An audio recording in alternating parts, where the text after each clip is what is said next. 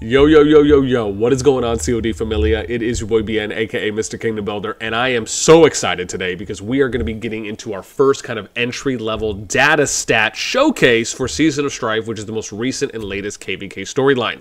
Today, we are going to be touching on a number of things. Realms, we'll reinforce a little bit of timeline, we'll talk about some migration movement, so which kingdoms have seen players migrating to them.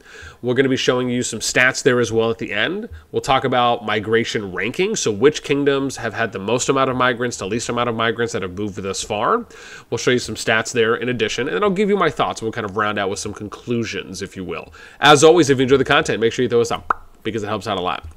So let's first start off by showing you in-game, right? For those of you that are not familiar, let's re-go over real quick the kingdoms that are entering Season of Strife. So there's 119 kingdoms that are entering Season of Strife. We'll be showing you some of that data here in a bit. But it's essentially the pre-war servers from 1 through 10, 22 through 90.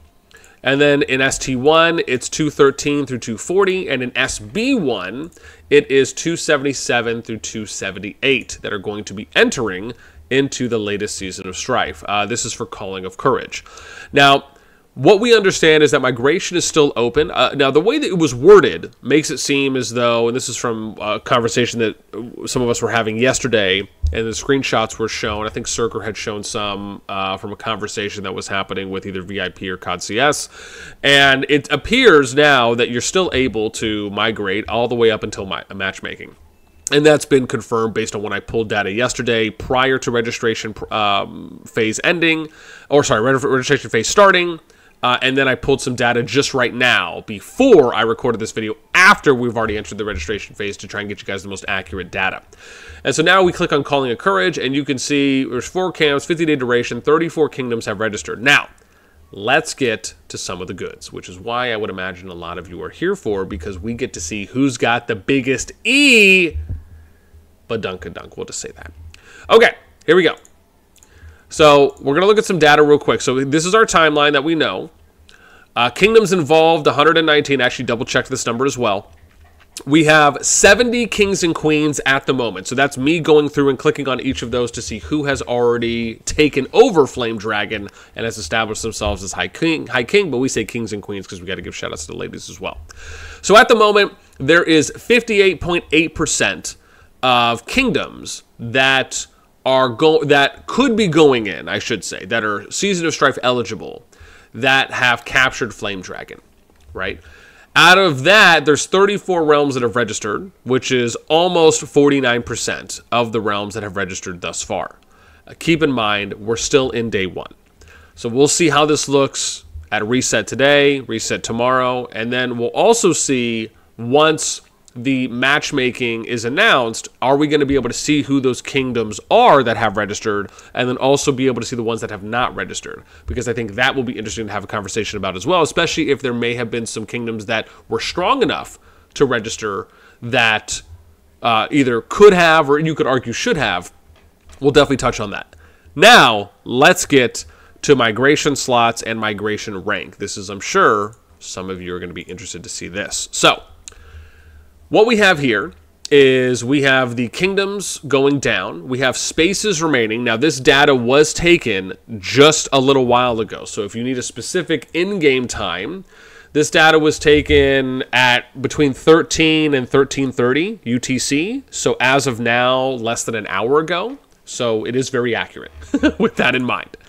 So we have the space remaining, which is what the number was, the number that is migrated in to that kingdom. And then I also have the king, the alliance that has taken Flame Dragon. And also for those of you who just want to be a little bit more, want to familiarize yourselves with who's in that kingdom, right? This is where you'll be able to figure that out as well. And so I'll just kind of go down this list and show you, because again, we're going to go into some of the stats too as well.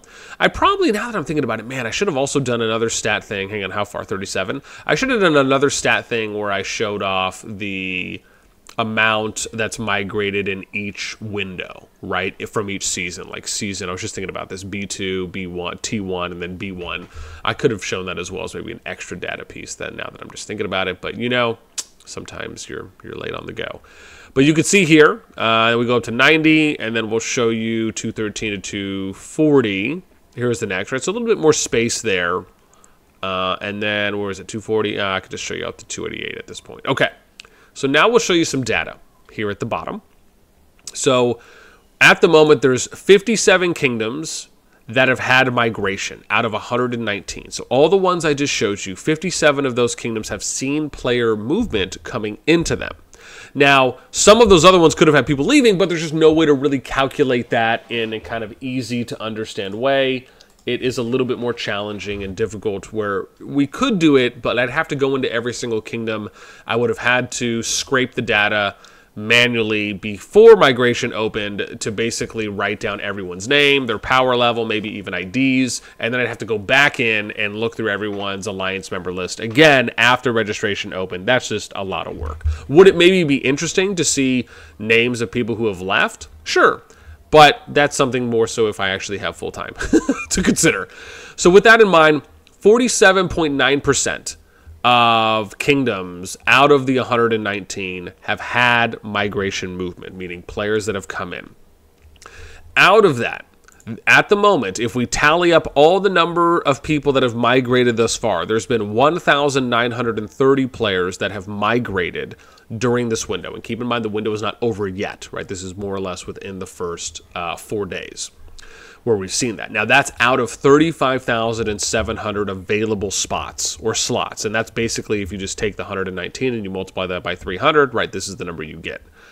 And with that in mind, that means that 5.41% of total available migration slots, only this amount has moved thus far, meaning that that's the amount of players that you've seen moved between these 119 kingdoms. Now, you can take that however you will, right? I personally think that's a low number. Now, I don't believe it necessarily needs to maybe be up to 100%, but I feel like 5.41% is really low. When you think about 119 kingdoms, especially if you're averaging kingdoms that are, you know, being filled 20, 30, 40,000 players new, how many of those players are being retained over the first season, second season, third season? What's the quality of density for players and their activity, and the kind of lowering percentage of drop off? Like how much engagement, how much replayability, right, are the players feeling invested in the beginning when they're starting out, in order so you can have higher player activities in every kingdom, as many as possible, from day one all the way up until now. And then you're only seeing 1,930 players migrating. Like, to me, that's abysmal. Like, that is a very incredibly sad and very low number thus far, right? If kingdoms were a lot more healthy, or were more healthy, and the quality of that activity was focused more on having higher levels of engagement, making sure that kingdoms are filled more appropriately, having emphasis on players staying, because you have to keep in mind that when kingdoms start out, and I'm not going to get into a whole rant here, but I will just say briefly, is that when kingdoms are starting out and playing, the most important and the most critical point for a player on when they are deciding if they're going to keep playing the game or not is in Season 1. It is by far the most important. There's no question about it. And so when we think about this new player experience, and then you see what the numbers look like, you know, 4 to 7 seasons in, like, that's rough, right? Some of you might be okay with that. I, for one, am not, because I know for a fact that there are ways that we can improve the new player experience and keep more players playing in Season 1. And I've talked about some of these as well. So I'd love to hear what your guys' thoughts are. You agree, you disagree, why or why not? Let me know. Okay, now let's get to the rankings. This is why I'm sure most of you are probably excited for this. Now, I'm going to kind of go up my list bottom up here, and then we'll kind of show you how things are playing out, right? So here we go. We're going to work our way up, and we'll start with, so you can see here, 57 kingdoms, like we mentioned, that you're going to see here, right, that have seen player movement. Oh, hang on, sorry, where's my thing here? Right, you see 57, right? Sorry, just to everyone's aligned. So here we go. We're going to work our way up, and I'm going to show you the first batch here. We'll just say up to 10. So you can see here, right, 2 through 10, right? These are the kingdoms that have seen that. We'll kind of give a shout out to the top 25 here in a sec. And then we'll go from 10 to, where did I say, 30 or so. Is that them? Okay, yeah, hang on, we'll hang out right here. So we'll go, bum, bum, bum, bum, bum, there we go. And then you'll see 10 or 13, I should say, all the way up through 26. Top 25 starts at Kingdom 7. And then we'll kind of show that off, right? Now, and obviously, we're going to 27, but we'll start with top 25, which I guess would be 26 because I have to -1. So we have Kingdom 230. That has had 26 players come in. That's where YM30 is at. Kingdom 7 has had 27 players come in. That's where TC, I think that's the Continental, has came in. We have at number 23, I have to remember at the minus these numbers down by 1. Kingdom 68 has seen 28 players come in. That's GG for gang gang. That's our boys. Then we got 286 at 22. 29 players have come in. That's WGL. I am not familiar with what their name is. Sorry. 228 has seen 33 players come in for number 21. That's where Seal's at. At number 20, we have Kingdom 3, which is 35 players have come in. That's for RK. I think that's Ragnarok, but someone can correct me if I'm wrong. At number 19, 41, they've had 36 players that have come in. This is BDO for Blood Oath. We have number 18, Kingdom 31, has had 38 players. That's POTC. I think it's the Pirates, but I'm forgetting what the full name of it is. So I don't know if it's Pirates of the Caribbean or if it's something else. It is escaping me. Number 17, we have Kingdom 81. And they've had 39 players come in. That's DBB. I am forgetting the name there. Number 16 is Kingdom 86. They've had 40 players come in. That's EXG. I think that's Exiled Gaming or Exiled something. I'm forgetting. Number 15, Kingdom 4 has had 40 players come in. That's RVO. 282 at number 14. They've had 45 players come in for AOD. So again, you can see some higher number kingdoms on the list too as well that have seen good migration movement. Then we get to number 60 at number 13. They've had 46 players come in. That's Echo, right? So that's Sod's new group from the TFS split. And I think Tinsy's over there and a few others, or Tempe. God, I'm forgetting the names. Excuse me. You guys know what I mean. Number 12, Kingdom 90. 54 players have come in, right? So you have 12 kingdoms at 50 plus migrants or more that have come in. That's GNJ, or is that Ganja, or Ninja, whatever. You guys will let me know. Number 11, 29. I've had 54 players come in. That's ROE. I think it's Rise of Elites. Number 10, which is Kingdom 70. They've had 71 players come in. That's BXS, so it's Blood Oath Syndicate. We have number 72, or excuse me, number 9, which is Kingdom 62. They've had 75 players come in at FG. I think that's Family Gaming or FG Family. And then number 8, Kingdom 216, has had 76 players come in.